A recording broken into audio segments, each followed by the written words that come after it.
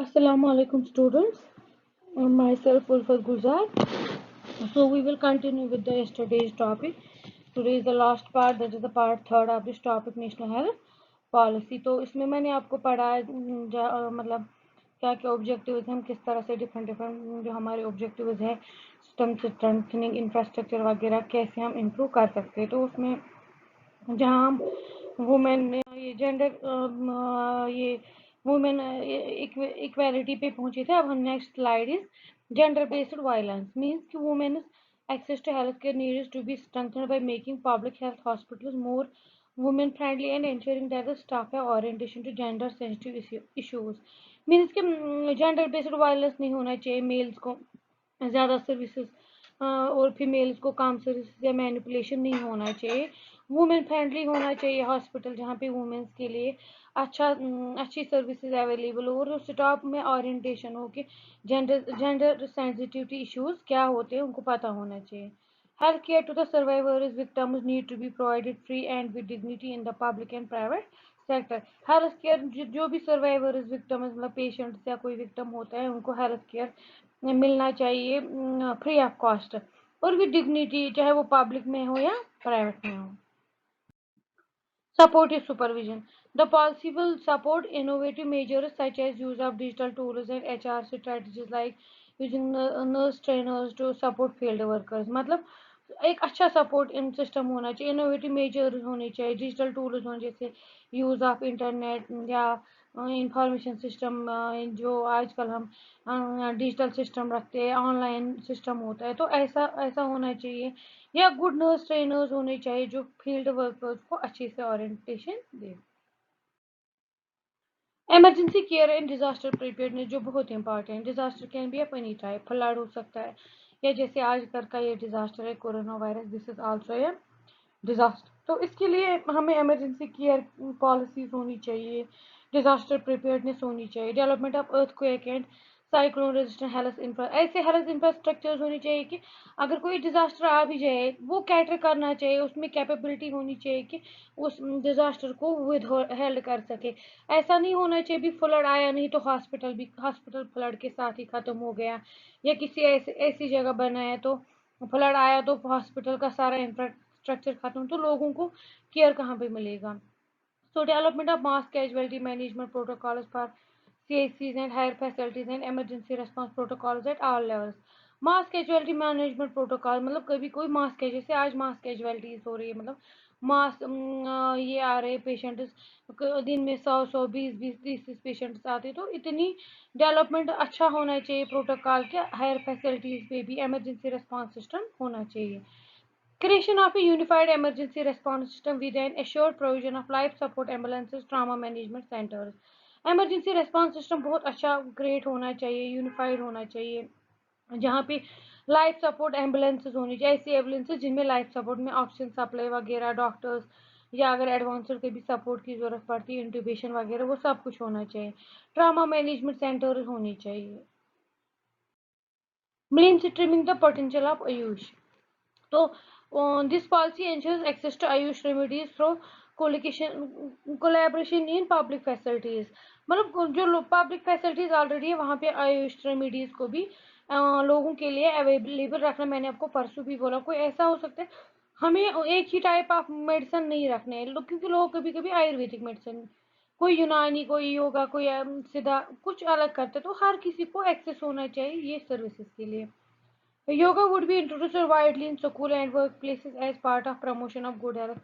तो इस पॉलिसी में ये भी है कि योगा को इंट्रोड्यूस किया जाए स्कूल्स में, वर्क प्लेसेस में, सो दैट उससे गुड हेल्थ प्रमोट हो जाए।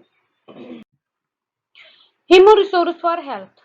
This policy recommends that medical and paramedical education be integrated with service delivery system. Human resource for health means health के लिए ह्यूमन रिसोर्सेज का जो मैनेजमेंट है वो बढ़ना चाहिए। उसके लिए पॉलिसी ने क्या रिकमेंड किया कि मेडिकल और पैरामेडिकल एजुकेशन को इंटीग्रेट करना चाहिए, कंबाइन करना चाहिए सर्विस डिलीवरी सिस्टम के साथ। जैसे मेडिकल एजुकेशन में स्ट्रेंथनिंग करना, एग्जिस्टिंग मेडिकल कॉलेजेस को बढ़ाना, उनके नंबर सीट्स को इंक्रीज करना, इंफ्रास्ट्रक्चर को डेवलप करना, increase the number of post graduate seats.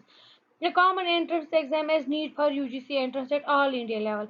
All India level पे एक कॉमन एग्जाम होना चाहिए न्यू नीट या अंडर ग्रेजुएट कोर्सेज के लिए, सो दैट सबके लिए कॉमन सिलेबस, कॉमन एग्जामिनेशन हो, कॉमन एंट्रेंसेस हो। Attracting and retaining doctors in remote area, usually जो डॉक्टर्स होते हैं remote area, far flung areas में नहीं रहते, तो उनके लिए कुछ ऐसे पैकेजेस बनाना so that they will get more attracted towards the remote areas. Creation of specialist cadre and performance linked payments, तो ऐसी स्पेशलिस्ट कैडर बनाना और परफॉर्मेंस, जो कि जितनी अच्छी परफॉर्मेंस होगी उतने अच्छे पेमेंट्स मिलेंगे, तो ये सब चीज़ें ह्यूमन रिसोर्स फॉर हेल्थ को इम्प्रूव करने के लिए। Nursing and ASHA education. The policy recognizes the need to improve regulation and quality management of nursing education. Means ये पॉलिसी ये भी एम्फेसिस कर रही है कि हमें नर्सिंग एजुकेशन को थोड़ा इम्प्रूव करना चाहिए, उसको रेगुलेट करना चाहिए। This policy support certification programme for ASHAs for their preferential selection into ANM, nursing and paramedical. अगर कोई आशा चाहती है उसको सर्टिफिकेशन प्रोग्राम के लिए, अगर वो इंटरेस्टेड है, वेल नॉलेजेबल है, तो उसको हमें सिलेक्शन प्रोसीजर करना चाहिए, वो एएनएम में जाए या नर्सिंग पैरामेडिकल कोई कोर्स करे, सो दैट उसका नॉलेज और अपग्रेड हो जाए।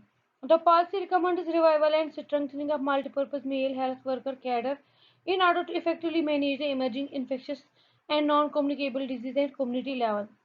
पॉलिसी में ये भी रिकमेंडेशन है कि जो मल्टीपर्पज MMPHW FMPHW का पोस्ट है उसको थोड़ा सा और चेंज, उनका कैडर थोड़ा चेंज करें, सो दैट वो बहुत communicable emerging infection, non communicable disease community level पे वो अच्छे से उनको इफेक्टिवली मैनेज कर सके। Paramedical sickles.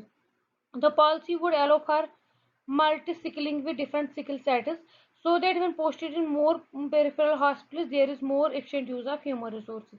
तो पैरामेडिकल सिकल्स मतलब मल्टी सिकलिंग होनी चाहिए, डिफरेंट सिकल्स होनी चाहिए, तो ताकि अगर पेरिफेरी हॉस्पिटल में किसी और एफिशिएंट यूज में ज़रूरत पड़े तो वो सिकल उनके हम यूज़ कर सकें। अगर कम सिकल्स होंगी तो उनका इफेक्टिव यूज़ नहीं हो सकता है। Public health management cadre. The policy recognizes the need to continuously nurture certain specialized like entomology, housekeeping, biomedical waste management, biomedical engineering, communication skills, management of call centers and even ambulance। Means कि policy ने ये भी recognise किया गया, देखा गया कि need है, बहुत ज़्यादा कंटिन्यूस नीड है, सर्टन स्पेशलाइज्ड स्किल्स होनी चाहिए, जैसे हमारे हेल्थ सिस्टम में एंटोमोलॉजी होनी चाहिए जो डिजीज रिलेटेड, मतलब ये कंट्रोल रिलेटेड, हाउस कीपिंग आना चाहिए, biomedical waste management, biomedical engineering वगैरह, कम्युनिकेशन, ये स्किल्स इनका प्रॉपर मैनेजमेंट होना चाहिए, प्रॉपर एम्बुलेंस सर्विसेज को हम इम्प्रूव कर सकें। Human resource governance and leadership development. Policy recommends development of leadership skills, strengthening human resource governance in public health system through establishment of robust recruitment, selection, promotion, transfer, posting policies. तो government का इस policy के under ये भी recommendation कि हमें leadership skills देखनी चाहिए, डेवलप करनी चाहिए, हम अपने पर्सनल में, हेल्थ वर्कर्स में ह्यूमन रिसोर्स गवर्नेंस आनी चाहिए, उनको एस्टेब्लिश करनी चाहिए, रोबस्ट मतलब immediate requirement, selection process, promotion, उसमें ज़्यादा टाइम नहीं लगाना चाहिए। Financing of healthcare, allocating major proportion up to two-thirds or more, two-thirds of more of resources to primary care followed by secondary and tertiary। तो allocating of major proportion जो usually क्या होना चाहिए, रिसोर्सेज प्राइमरी के लिए, secondary के लिए पहले, लेकिन हमें हमेशा फोकस करना चाहिए हमारे फाइनेंस का 2/3 पोर्शन या उससे ज़्यादा जो हम प्राइमरी पे लगाए, क्योंकि प्राइमरी पे हम आइडेंटिफिकेशन, अर्ली आइडेंटिफिकेशन करते हैं, स्क्रीनिंग करते हैं, हमें जल्दी डिजीज का पता चलता है, प्रॉब्लम्स का पता चलता है, तो कम बर्डन हो सकता है, कम लॉस हो सकता है अर्ली डायग्नोसिस की, इसलिए हमें ज़्यादा फोकस किस पे करना चाहिए, प्राइमरी केयर पे। Major reforms in financing for public facilities where operational costs would be in the form of reimbursement for care provision and on a per capita basis for primary care। Means major for financing public facilities में वहाँ पे हमें invest करनी चाहिए जहाँ पे operational cast हमें मतलब रेम्बर्स, हम पैसे बहुत ज़्यादा इन्वेस्ट करें हार्ड कैश दे के, तो वहाँ पे हमें ऐसी फैसिलिटीज़ रखनी चाहिए, ऑपरेशनल कास्ट रखनी चाहिए, पब्लिक फैसिलिटीज़ रखनी चाहिए, सो दैट जो per capita basis for primary care एक किसी को खर्च करना पड़ता है उस पर उनको कम खर्च करना पड़े और ऑपरेशनल कॉस्ट भी कम हो। The policy suggests collaboration for primary care services with not-for-profit organization having a track record of public service means policy suggest कर रही है कि कोलैबोरेट करो प्राइमरी केयर सर्विसेज को किसके साथ, not for profit non organ NGO वगैरह के साथ। सो और उनका भी एक ट्रैक रिकॉर्ड रखो कि पब्लिक सर्विस वो कैसा दे रहे हैं। नॉट अगर वो एनजीओ है गवर्नमेंट उनका कोई नॉट टू प्रॉफिट प्रॉफिट के लिए काम नहीं, लेकिन उन ऑर्गेनाइजेशंस का भी एक ट्रैकिंग रिकॉर्ड से भी पब्लिक सर्विस का पता चलेगा। It advocate strengthening up 6 professional counsellors, 6 professional counsellors को एडवोकेट किया कि इनको स्ट्रेंथन करना चाहिए। वो कौन सा, मेडिकल, आयुर्वेदा, यूनानी एंड सिद्धा, homeopathy, nursing, dental and pharmacy. It advocates commissioning more research and development for manufacturing new vaccines, including against locally prevalent disease. Means education of policy में ये है कि हमें commission कर more research करना चाहिए, development करना चाहिए, किसमें नए वैक्सीन बनाने चाहिए जो लोकल प्रिवेलेंट डिजीजेज है जैसे डायरिया वगैरह है, लोकली किसी एरिया में है, उनके लिए अच्छे वैक्सीन हमें मैन्युफैक्चर करने चाहिए। Next goal is making available good quality, free, essential generic drugs and diagnostics at public healthcare facilities, encourage domestic production in consonance with the Make in India national agenda। ये सबको पता होगा, जैसे जब से बीजेपी की गवर्नमेंट आई तो तब से ज़्यादा सिट्रस मिलाया मेक इन इंडिया एजेंडा को कि जो हमारे इंडिया में बनती है चीज़ें उस उनका ही ज़्यादा यूज़ हो, सो दैट अपनी ही कंट्री का मैन्युफैक्चर है, ज़्यादा फ़ायदा अपनी कंट्री को। तो गोल इम्पॉर्ट ये है कि गुड क्वालिटी, अच्छी क्वालिटी का मेडिसिन फ्री ऑफ कॉस्ट मिलना चाहिए, एसेंशियल होना, जो एसेंशियल ड्रग्स है, जेनेरिक ड्रग्स जो डायग्नोस्टिक्स इन्वेस्टिगेशन वो बहुत अच्छी क्वालिटी के अवेलेबल होनी चाहिए। मैक्सिमम कोशिश होती है इस पॉलिसी के अंडर कि लोगों को फ्री ऑफ कॉस्ट मिले। और डोमेस्टिक प्रोडक्शन ज़्यादा बढ़ना चाहिए, घर का जो हम बनाते हैं अपनी कंट्री का, जैसे make in India national agenda जो है तो उस पर ज़्यादा फोकस किया गया है under this policy.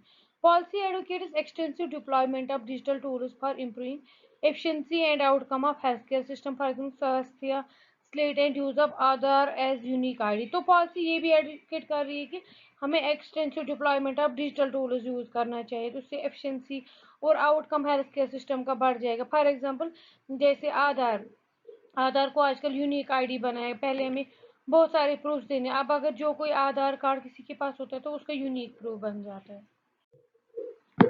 Next is health service.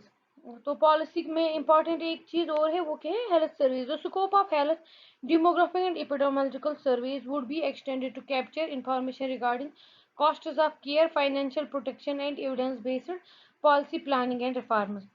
Scope of health में क्या, हेल्थ सर्विस में क्या स्कोप ऑफ हेल्थ हमें पता होना चाहिए, डेमोग्राफिक एंड एपिडेमियोलॉजिकल सर्विस होने चाहिए, वो इतने बढ़ने चाहिए कि हम उसमें इंफॉर्मेशन हमें ये भी पता होनी चाहिए कि केयर पे कितना कॉस्ट कर, फाइनेंशियल प्रोटेक्शन हम किस तरह कर सकते हैं, evidence based policy planning and हमें हमारे पास जो पॉलिसीज होती है प्लानिंग होती है वो एविडेंस बेस्ड होनी चाहिए। ऐसे ही नहीं रैंडमली कोई भी पॉलिसी उठाई और नहीं, जो हम पॉलिसी ले रहे हैं वो पॉलिसी ऑलरेडी कहीं पे यूज हुई होनी चाहिए, उसका अच्छा आउटकम आया होगा तब जाके हम वो पॉलिसी यूज कर सकते हैं।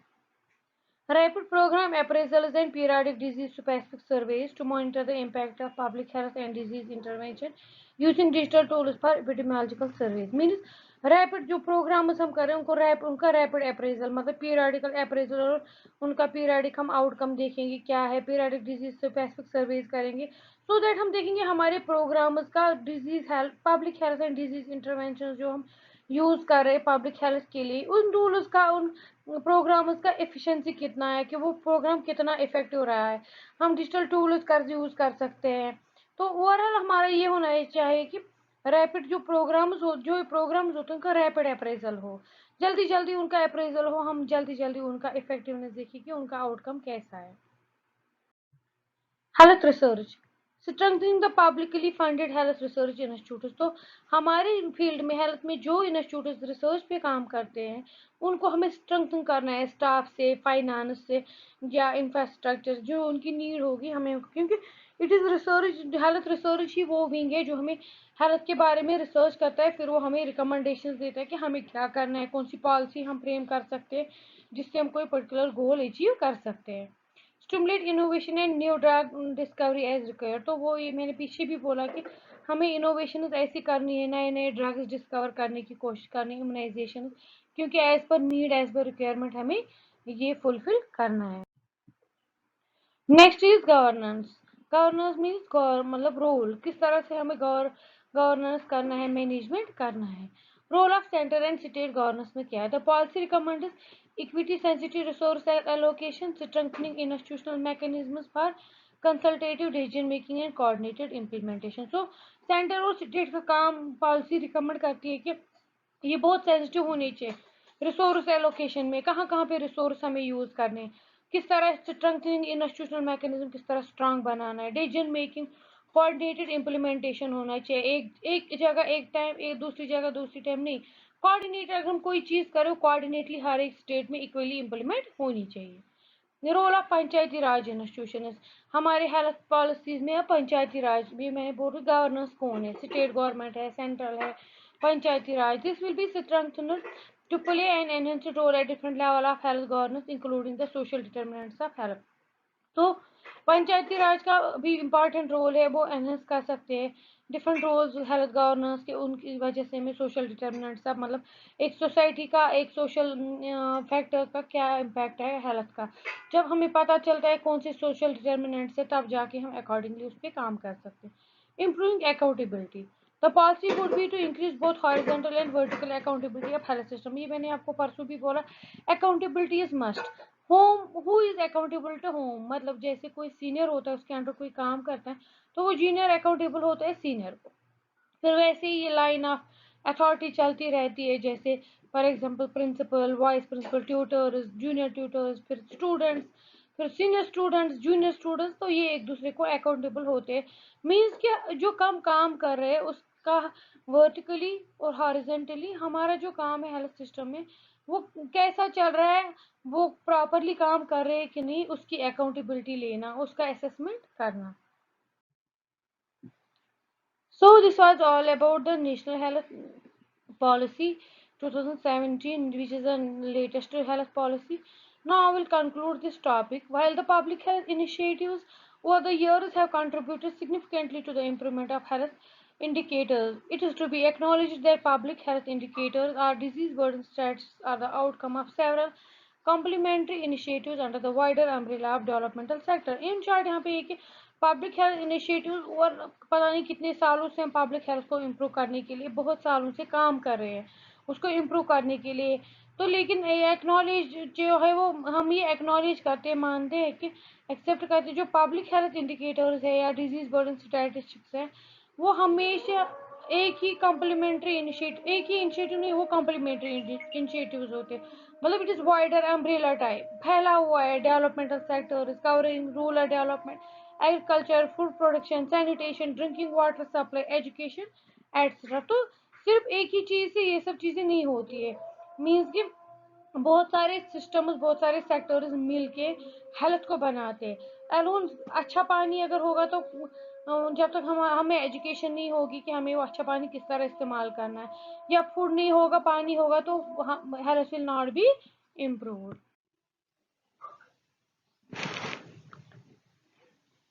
सो ये कोऑर्डिनेटेड एफर्ट होता है, सारे डिपार्टमेंट्स मिलके हमें वो सारी सर्विसेज प्रोवाइड करते हैं अंडर वन अम्ब्रेला।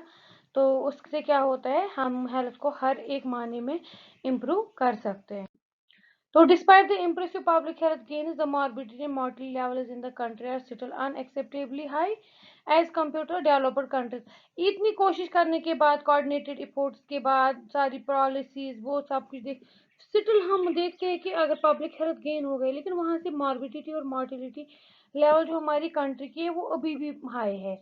अगर हम डेवलप्ड कंट्रीज के साथ कंपेयर करेंगे तो वो अभी भी हाई है। Further dedicated efforts are required to achieve goal of health for all in 20%। तो यह हेल्थ फॉर ऑल गोल जो हमने कब से इतने सालों से हेल्थ फॉर ऑल हम अचीव करेंगे वो अभी तक अचीव नहीं हो, तो अगर हम थोड़ा और डेडिकेटेड एफर्ट यूज करें मे बी शायद हम इसी 21st सेंचुरी में अचीव कर सकते हैं।